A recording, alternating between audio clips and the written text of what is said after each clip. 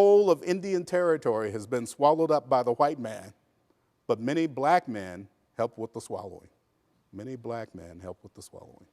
And indeed, Langston, the area of Langston City and central Oklahoma would be considered a promised land for a long time. How many of you have heard of Langston University? A few people. African Americans often know about Langston University. It's the largest and oldest and most prestigious black college in Oklahoma. It was founded by Edwin McCabe.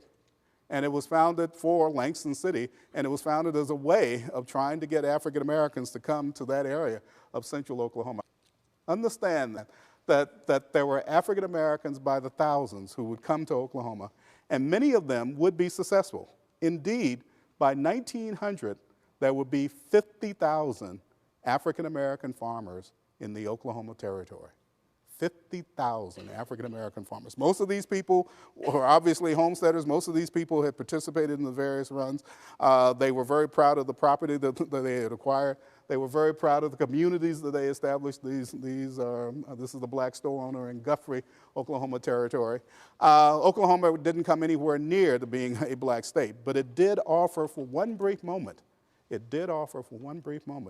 possibility of economic opportunity and political freedom. Unfortunately, that brief moment ended in 1907. That was the year that the twin territories of Oklahoma Territory and Indian Territory combined and became the state of Oklahoma. The Democrats, not that I have anything against Democrats, okay, but the Democrats completely controlled or completely dominated the state legislature, and they did two things. Number one, they passed a whole series of laws to restrict black voting in Oklahoma. And number two, they passed a whole series of laws that would discriminate against blacks in the social and economic realm. In other words, they created, if you will, an Oklahoma that looked increasingly like the South, more like the South than the West of McCabe's dream. More like the South than the West of McCabe's dream. Let me talk about one other area of homesteading. I know we're running behind in time, but I want to talk about one other area of homesteading because it's very close to home. The area that I want to mention is Deer Lake, Washington, 1906. How many of you from Spokane are familiar with Spokane?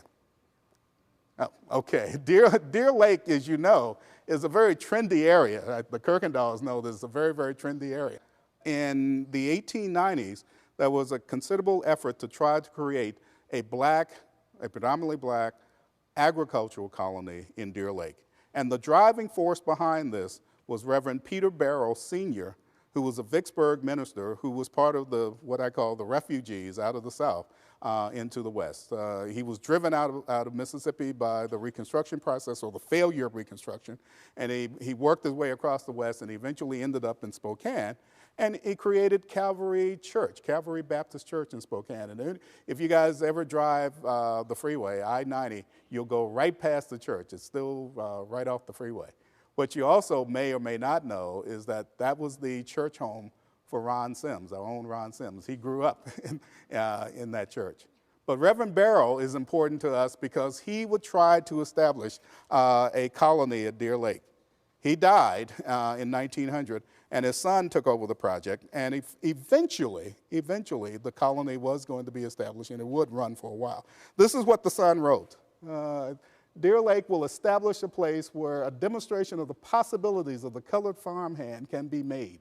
In this enterprise, we've decided to go back to the soil. I won't go through all of this, but then at the end, he talks about becoming part of the great development work that's going on. What he means by that is the great development work of Tuskegee Institute and Booker T. Washington. In other words, African Americans, even in Spokane, African Americans, even in Washington, the state of Washington, were part of this process of homesteading land and looking to the rural areas of the states and the territories for opportunity. And some of them did succeed. Some of them did become successful. Jonas Groves was the potato king. Remarkable story. He settled in Kansas. What do I say? How can I collapse this story? Groves arrives in Kansas from Ohio with $1.25 in his pocket. This is the typical Horatio Alger story. And he essentially decides to turn himself to work. He works for what he calls starvation wages. And eventually he builds up his resources and he begins to buy land. As a matter of fact, I want to read his statement. By keeping my eyes open, always attending to duty, and doing more rather than less than was required of me, I soon succeeded in having my wages raised to 75 cents a day. This was considered a fair price, and I was on the road to fortune. Well, let me explain what that fortune would be. 28 years after he made that statement, in 1907, he was reputedly, Jonas Groves was reputedly the world's largest grower of Irish potatoes. He had amassed holdings, land holdings, that amounted to 40 square miles in 3 Kansas counties. He and his wife, Matilda, and their 12 children lived, and you can see the house over there, lived in a 22-room brick home, complete with electric lights, 2 telephones, and hot and cold running water in all of the bathrooms. This was extremely unusual in 1906, guys. This was almost unheard of, especially in a rural area. But Jonas Groves was one of those examples of prosperity on the western frontier. The other example, and I'll do this quickly, is Robert Ball Anderson of Box Butte County, Nebraska. Robert Ball Anderson pretty well duplicates Groves' success, although he doesn't own as much land. Eventually, though, he will own about 3,000 acres in Nebraska, which makes him the largest African-American landowner in the state. And he talks about his life and his success. He says in an autobiography, and I'm reading only part of this, I am old now, and I can't do much work, but I have a good farm and money in the bank to tide me over in my old age. I am a rich man today, or at least rich enough for my own needs. Folks, these are examples of opportunity. These are examples of the promise of the West. Yes, that promise was compromised. There's no question that there were those who were going to try to restrict black rights. There's no question that there were those who were going to try to deny opportunity. But at the same time, African Americans, as always would be the case, would make a way when there was no way. They would open up opportunities when it appeared that none existed, and they would, in the process, completely transform the various areas of the West. This is the fun part for me. Let me just make a small caveat. I started work on African Americans in the West about 30 years ago. Many of you know that. And it amazed me that for the longest time, and maybe even to this day, there were those who assumed that when we meant blacks in the West, we were talking about cowboys. And I won't give you all the examples of how this has come down, but let me suggest to you that cowboys are part of the story, but they're only a small part of the story. Nonetheless, I want to acknowledge that the cowboys existed, that they were in and of the West. And the other group that I want to talk about, and I think I'll spend a little bit more time on them tonight, are the Buffalo Soldiers, because for a couple of reasons. Number one, because there were far more of them. But number two, because since they work for the federal government, we have far better records. So we know a lot more about the Buffalo Soldiers than we know about the Cowboys. But as I suggest, the Cowboys and the Buffalo Soldiers are kind of iconic groups in terms of the African-American West. They are the groups that everybody sort of notices. And one of the things that I'll say about the black Cowboys is that, unfortunately, there were relatively few of them, that they were not nearly as numerous as the images that have been projected over the years. Indeed, when people started talking about the Black West in the 1960s and 1970s, they almost invariably talked about cowboys. And yet the cowboys are not, at least to my estimation, the most important aspect of the Black Western experience. And we've talked about some of this before, and we're going to talk about other aspects of that experience. One of the reasons for this is because the cowboys were relatively small in number. The cowboys were relatively small in number. And what I mean by this is not just African-American cowboys, but cowboys in general. Let me give you some statistics that indicate this. According to the U.S. Census of 1890, there were 61,000 ranchers, herders, and drovers in the entire area of the West, the entire area that we've been discussing. They comprise only 2% of the 3 million workers in the western states and territories.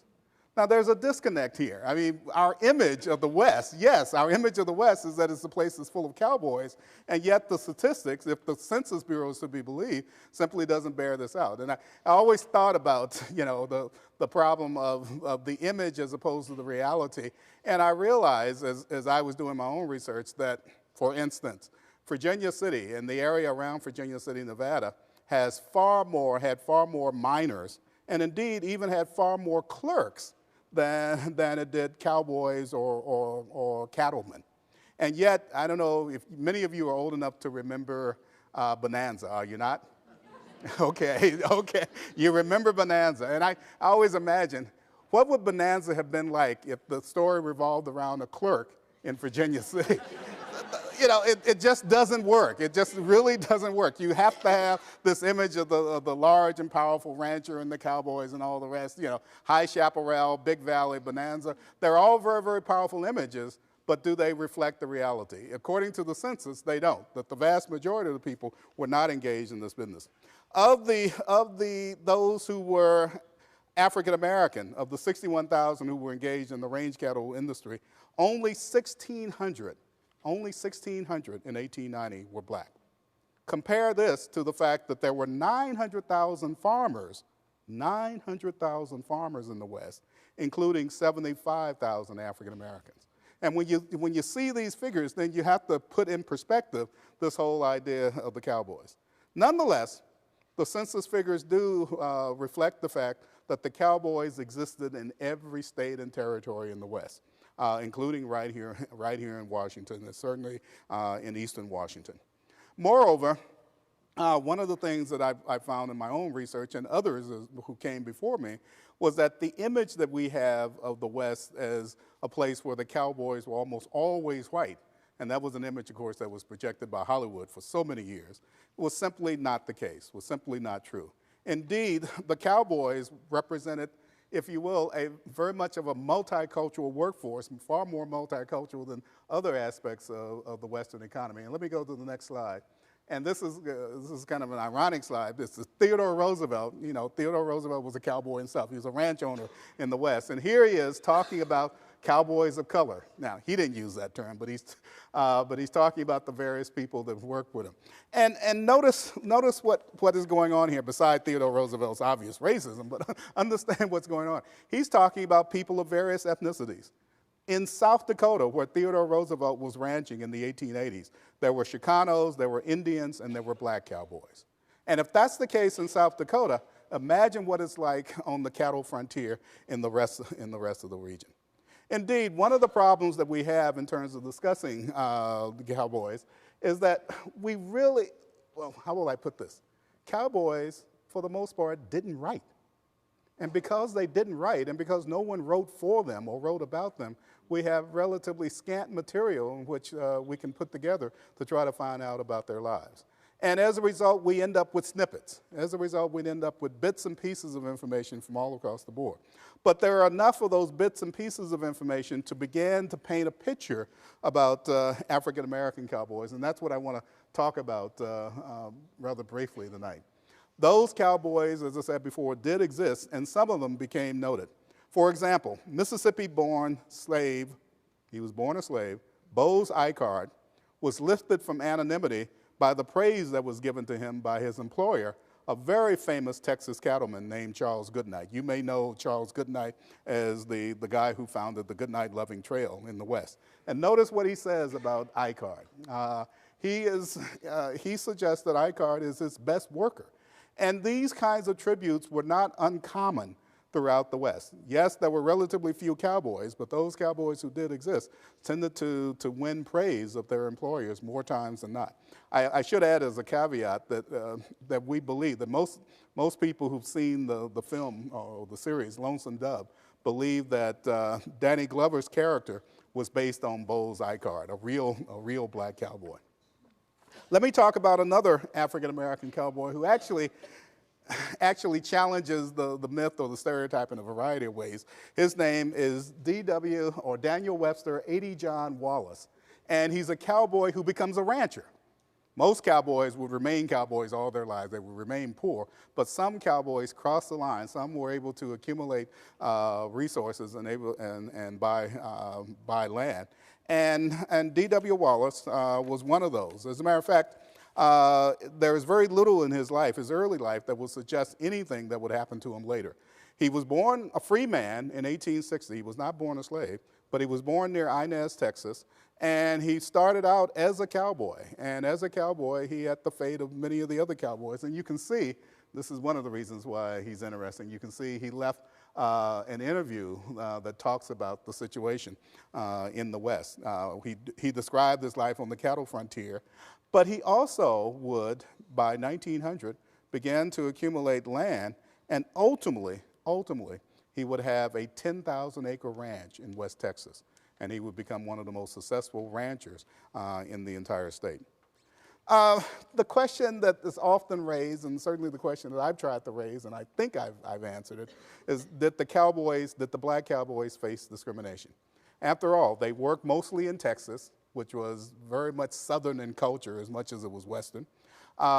They, in many instances, had been slaves before the Civil War, and we talked about the fact that we believe that the majority of black cowboys, or excuse me, the majority of cowboys in Texas in the 1850s were in fact slaves, and yet they were involved in a rapidly expanding and, if I might add, a rapidly whitening range cattle industry in the 1870s, 1880s, and 1890s. In other words, the number of black cowboys didn't go up significantly, but the number of whites involved in the range cattle industry increased dramatically, and as a result, the percentage of blacks in that group got smaller and smaller. But one of the things that I've noted here is that it seems there was very little racial discrimination directed against black cowboys. First of all, they got equal pay for equal work, which was extremely unusual. Very seldom did blacks have equal pay for the kind of work that they did alongside whites. Secondly, for what we can gather, most of the cowboys tended to exist under the most difficult circumstances. That is, they lived out in the open, they slept on the ground, and black cowboys experienced the same ground as white cowboys. And so there was clearly very little discrimination there. But the real telltale example is what happens when they go to town, because town is a settled environment. Town is the place where customs and mores exist that could challenge notions of racial egalitarianism that are found out on the plains. And from what we've gathered, most of the black cowboys who came to towns like Dodge City ended up being treated fairly equally. That is, they were not discriminated. We have very few examples of their discrimination. In fact, one of the examples I'm going to give you is a kind of a negative example. That is, it's an example of a situation when someone attempts to discriminate against a black cowboy. An African-American, a Texas African-American, comes up with, on the trail in 1878. He arrives in Dodge City, and of course Dodge City, as you know, is one of the most famous of the cattle towns from that era. And he tries to check into the Dodge House, which is the leading hotel in Dodge City. And the clerk says, "We have no rooms. We have no rooms." And of course, black folks have heard that line a lot of times. The cowboy, according to the clerk, and this is the clerk telling the story, okay, but telling it years later. According to the clerk, the cowboy pulls out, and I want to quote here, "the longest barrel six-shooter that I've ever seen in my life," and he waved it in my face and said, "You're a liar." And the clerk at that time found a room for this black cowboy. Now, I don't suggest that this is the way to deal with discrimination all the time. Certainly not by today's standards. But the very fact that the clerk can recall this, and the very fact that this is the way in which a potential example of discrimination was dismissed, suggests that the cowboys indeed were treated with a kind of a rough equality. And indeed, one of the things that I found, and I want to go to the next slide, one of the things that I found was that whereas for us in the 1970s, 1980s, 1990s, there was this grand discovery of black cowboys as if, we had never known they existed before. And of course, a lot of us didn't because we grew up with the Hollywood images of cowboys. In point of fact, Westerners, regardless of their racial background in the 1880s and 1890s, assumed that there would be black cowboys. And they assumed that that would be part of the natural order of things. that indeed it wasn't unusual for there to be black cowboys or Latino cowboys, or, you'll love this, Indian cowboys. Indian cowboys. Yes, there were Indians who worked throughout the range cattle industry as well. The quote that you see up on the wall is about, up on the screen, is about Lawson Fleetwell, and I won't read to you all of it, but notice the second paragraph. Very interesting because here there's sort of a disparaging account of the cowboys, but not black cowboys, but the cowboys in general. By the way, the two images, the image at the top is of a black and a Latino cowboy working in Texas along the Rio Grande. The image at the bottom, to show you that cowboys existed everywhere, is a black cook on a trail drive in Montana. In other words, the blacks were all over the West engaged in this kind of activity. Let me leave you with one example of an outgrowth of the range cattle industry, and that was the rodeo. And of course, we all know about the rodeos that evolved in this area of the country, the most famous being the Pendleton Roundup. I know you're all familiar with the Pendleton Roundup. What you're probably not familiar with is the fact that 2 of the 6 cowboys who established the Pendleton Roundup in 1906 were African American. That is, they were black cowboys from Eastern Oregon. And the most famous of the cowboy stars, or the rodeo stars of that time period, was George Fletcher.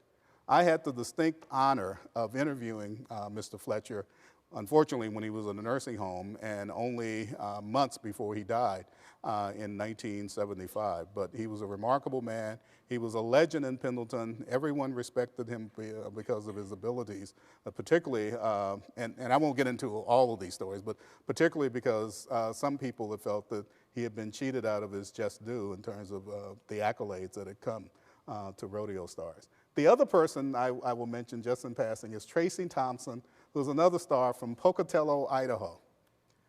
I want you to make a connection, a local connection. How many of you are familiar with President Les Pierce of Evergreen College? A few people. That's his grandfather. That's his grandfather. Les Pierce is, of course, very intellectual, very erudite. He's far removed from the image here, but Tracy Thompson was a very famous rodeo star in Idaho and much of the interior West. Let me change our focus. Let me shift our direction in the time remaining to the other group that, as I said, will become iconic in the West, and these were the Buffalo Soldiers. And we have a lot more information about them, and as I said, there are a lot more of them. They were the approximately 25,000 men who served in 4 regiments, the 9th and 10th Cavalry and the 24th and 25th Infantry, between roughly 1866 and 1910. They remain steeped in history and controversy, as you're going to see in a minute. The Buffalo Soldiers were, certainly in the 1990s, and I think still are, the subjects of novels, documentaries, television episodes. I think some of you may remember the very famous, although still controversial, Danny Glover movie in 1999 called Buffalo Soldiers. Yet, long before the rest of the nation recognized the Buffalo Soldiers, the 19th and 20th century African Americans saw them as heroes. 19th and 20th century African Americans saw them as heroes. Indeed, those African Americans derived considerable pride from these soldiers' role as the, quote, sable arm of the government of the United States. Carter G. Woodson, who we're all going to celebrate next month as the father of Negro history, or the father of Black History Month, described the Buffalo Soldiers as, quote, the only hero that we Negroes had when we were growing up. The only heroes that we Negroes had when we were growing up. And I would submit that some African-American soldiers eagerly embraced their role as heroes and eagerly embraced the image that they were part of the making of the West. Listen to the words of 10th Cavalry Private Henry McCombs in 1900. We made the West. We defeated the hostile tribes of Indians, and we made the country safe to live in. And it sounds like something that any federal soldier would write or say at that particular period of time. And indeed, the first generation of historians who look at the Buffalo Soldiers tend to follow that line. They tend to talk about the fact that the Buffalo Soldiers were heroic, that the Buffalo Soldiers were people who would help to conquer the frontier and make the frontier or make those areas safe for ultimate white settlement. But by the 1980s, there were new images that were coming forward. certainly there were Native American historians who were beginning to question the role of Buffalo Soldiers. Indeed, they argue that there's a moral dilemma posed by these Buffalo Soldiers because these are black men who are killing red men for white men. In other words, they are people who are engaged in the subjugation of another people, and the reward is not even land, is not even, and certainly, as you're going to see in a minute, not very much respect on the part of those for whom they were defending. In recent years, Native American people and scholars have even gone farther in terms of their critique of the Buffalo Soldiers and in terms of some of the popular images that are being presented about Buffalo Soldiers. 1994, let's fast forward to 1994. The U.S. Post Office decides to issue a Buffalo Soldier commemorative stamp. Representatives of the Native American movement, AIM, or the American Indian movement, I'm sorry, AIM, are livid. They are upset because they argue that this is a glorification of men who killed Indians, who killed men, Indian women, Indian men, Indian children. Indeed, in 1999, when an African-American correspondent from the Baltimore Sun visited Wounded Knee, he went to the cemetery and he encountered a Lakota woman and he attempted to interview her. She said to him, and I'm quoting here, Buffalo soldiers and the white man killed my people. My ancestors are up there and I don't appreciate you being here. Why don't you go look at Abraham Lincoln's grave?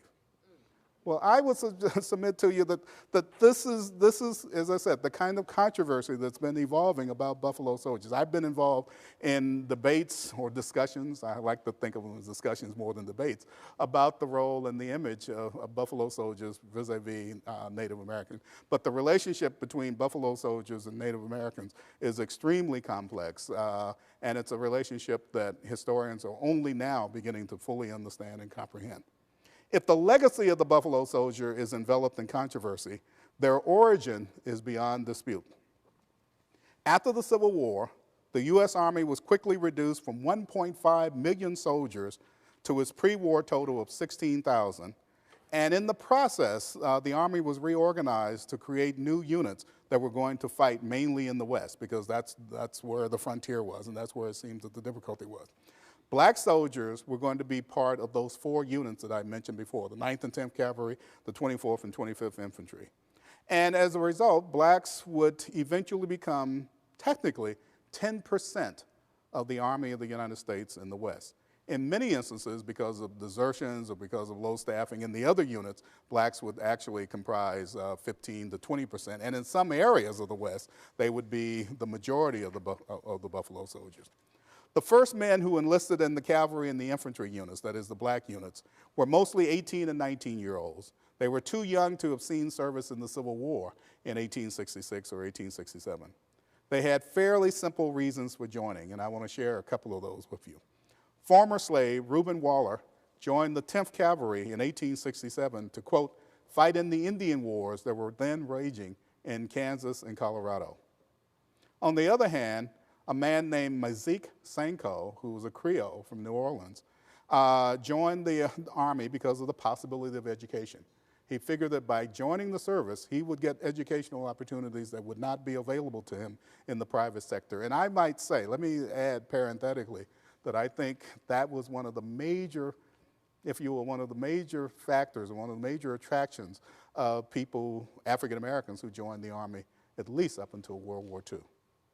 And of course, after the GI Bill, it would be a major attraction for all who joined the Army, because in a sense, the GI Bill was simply an extension of this area of this idea of joining the Army and gaining an education or gaining knowledge. There's another example, Private Charles Creek.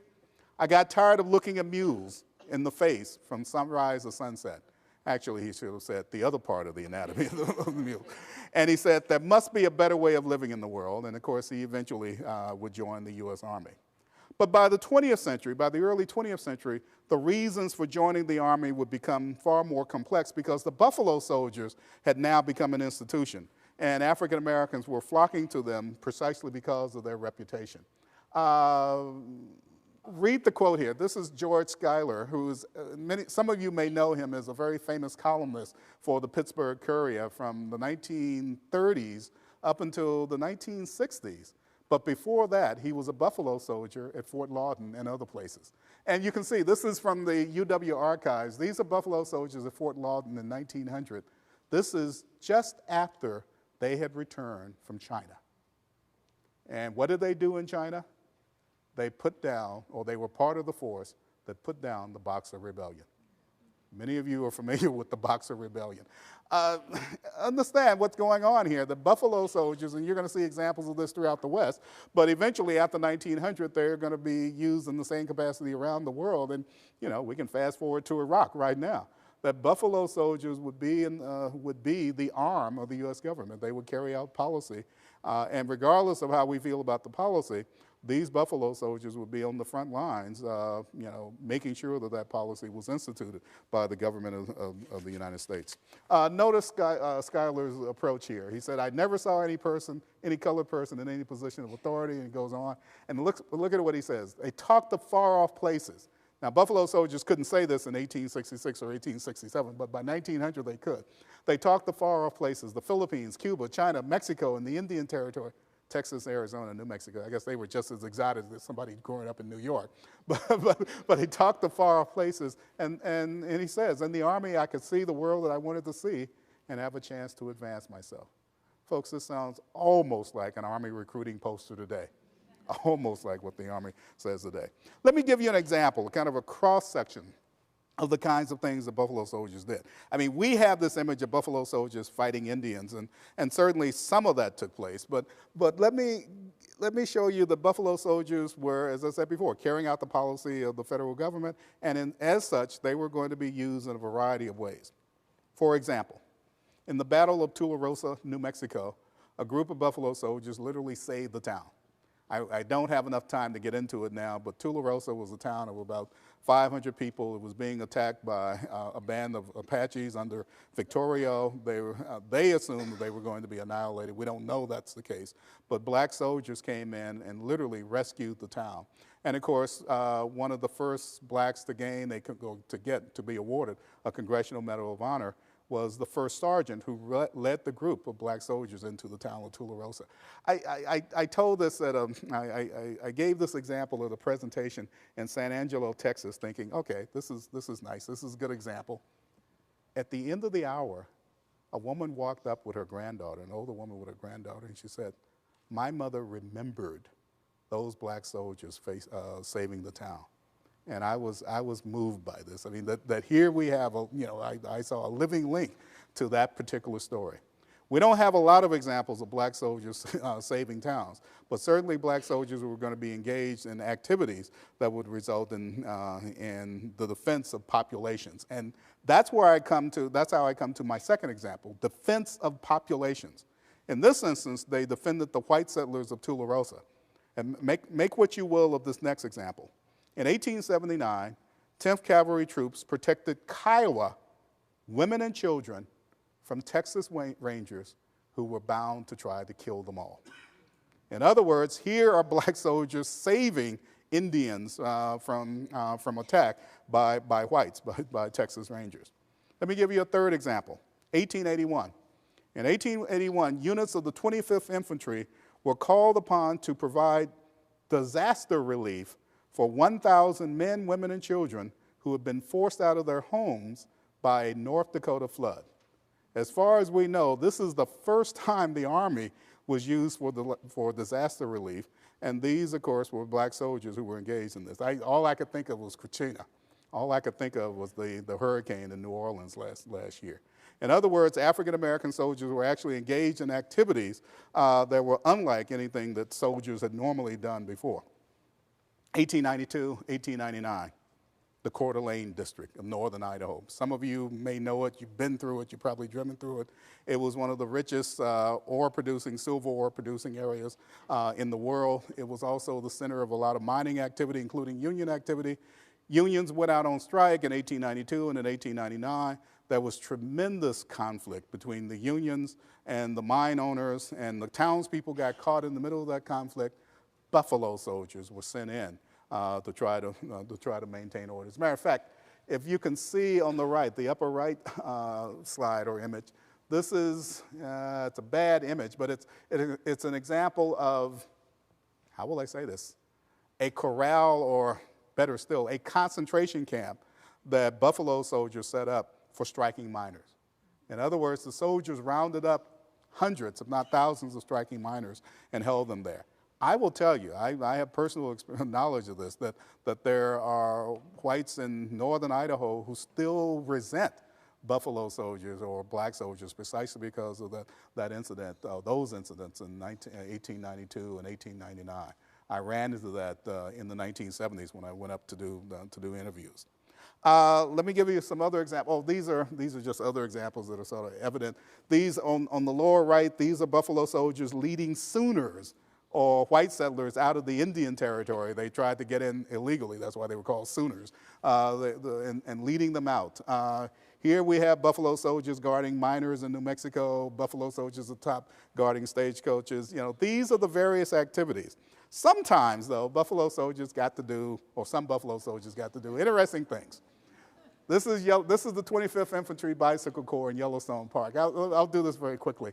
Essentially, the Army came up in 1895 with this brilliant idea that they were going to replace the horse with the bicycle. Okay? Well, come on. I mean, you know, European armies were experimenting with this as well. I mean, this was all the rage in Germany and France. And so they decided, the Army in its infinite wisdom decided that they were going to use a group of Buffalo soldiers to test whether or not the bicycle was feasible. And so with one white officer, this unit of Buffalo soldiers set out from Fort Missoula, Montana, to St. Louis. They were going to ride all the way back there. Remember, there are no roads here, okay? This is 1896. And they were going to ride all the way back, and you can see them in Yellowstone Park. And there's a great quote here. One of the tourists encountered these cyclists as they rode through Yellowstone Park, and he asked them, "What's your destination? Where are you going?" And one soldier said, "The Lord only knows. We're just following the lieutenant." And, unfortunately for those Buffalo soldiers, I'm sure they had fun riding the bikes all the way back to St. Louis, but unfortunately for the Buffalo soldiers, the Army decided that replacing the horse with bikes wasn't practical at that moment. And as a result, the Buffalo soldiers' bicycle unit was quickly disbanded. Finally, in 1910, I'll use this as an example, and this is the best slide that we can get. In 1910, there were a series of forest fires, massive forest fires in northern Idaho and western Montana. To put it in perspective, they were the largest forest fires in the known or recorded history of the West and the nation up until that time, and only the fires, I think, in Colorado and in the early 2000s actually exceeded them. Buffalo soldiers were sent in to fight these forest fires. Now, they hadn't done this before. Nobody had done this kind of work before. And the Buffalo soldiers were sent in, and sometimes they were successful, often they were not. I mean, these were powerful fires that eventually killed 70 people and burned or destroyed, and I'll use the figure at that time, $1 billion in timber. And this is by 1910 figures, so you can imagine how much timber would be involved today. Buffalo soldiers did their job, but unfortunately their job was overwhelming. And it's very interesting because soon after that, the national parks, the U.S. government set up a group of professional firefighters in the West to fight these fires from this point on. But the first firefighters, the first people to fight fires in the West were these Buffalo soldiers. I throw this in. This is not part of the text, but I just threw it in because it'll be fun. How many of you are familiar with Captain Abner Doubleday? Some of you are, okay. He is supposedly the inventor of baseball. There's been some dispute about that, but let's assume that that's correct for the purposes of this slide. Captain Doubleday, of course, was with the 10th Cavalry, and this is one of his units. And I didn't notice this until I actually took the slide. These are baseball bats in the foreground, and they're baseball gloves. He's teaching these guys.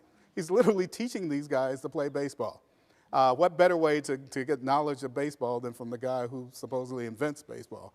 But Doubleday is one of a number of examples of officers, white officers, who led black troops in the West during this entire period.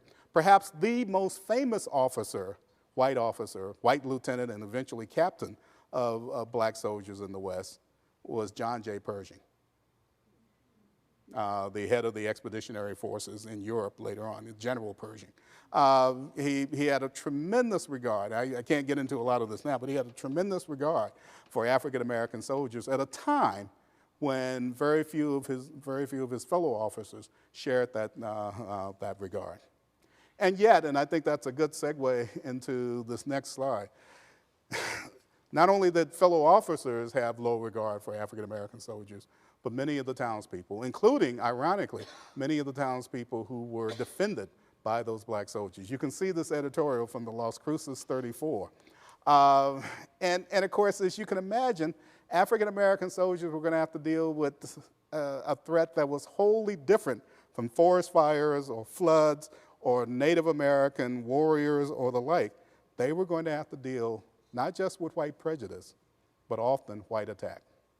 That indeed, in a whole host of places, African-American soldiers would be maligned.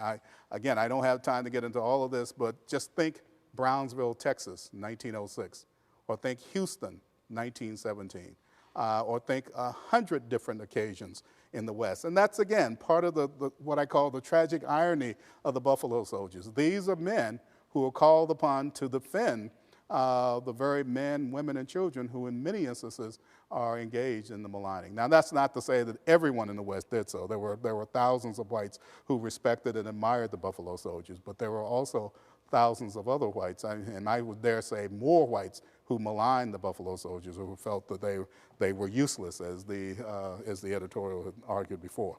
And therein lies the paradox. Therein lies the paradox.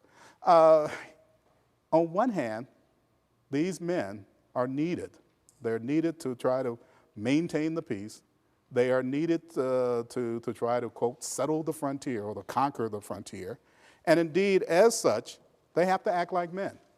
They have to be afraid of absolutely no one and nothing.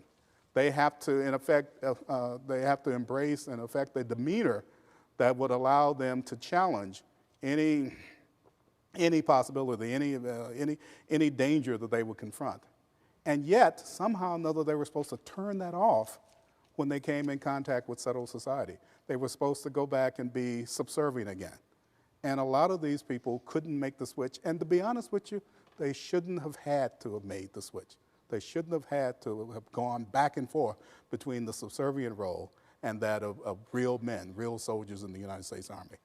Obviously, Pershing, obviously any of the other leaders of the officers of the United States Army expected nothing less of the Buffalo Soldiers than to be the best possible fighting men.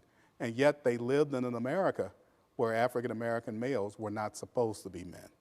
And that paradox would ultimately lead to tragedy, as in Brownsville in 1906 and in Houston in 1917. It would lead to calls for the disbandment of the Buffalo Soldiers in 1917, 1918, and it would lead to continued discrimination against Buffalo Soldiers and indeed all black soldiers until well into the Second World War. But it would also lead to black soldiers and others demanding their freedom. If Buffalo Soldiers could face down those who opposed them in the West, then why couldn't African Americans do the same thing in the rest of the country? And indeed, as Carter G. Woodson and others said, the Buffalo Soldiers inspired them to mount a campaign for full civil rights. We'll talk about that campaign. We'll talk about the efforts of blacks in the cities of the West next time we meet. Thank you.